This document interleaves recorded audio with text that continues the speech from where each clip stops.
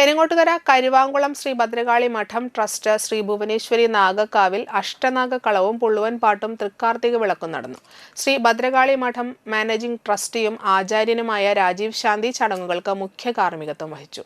ജിജീഷ് ശാന്തി ക്ഷേത്ര ചടങ്ങുകൾ നടത്തി. വൈകിട്ട് 6:30 ദീപാരാധനയെ തുടർന്ന് അഷ്ടനാഗക്കളവും പുള്ളുവൻ പാട്ടും നടന്നു. Trustee president Shanitha Jijeesh, vice president Ajayan Kannoli, trust secretary Reeja Ajayan, trust treasurer Rajani Krishnan എന്നിവർ ചടങ്ങുകൾക്ക് നേതൃത്വം നൽകി.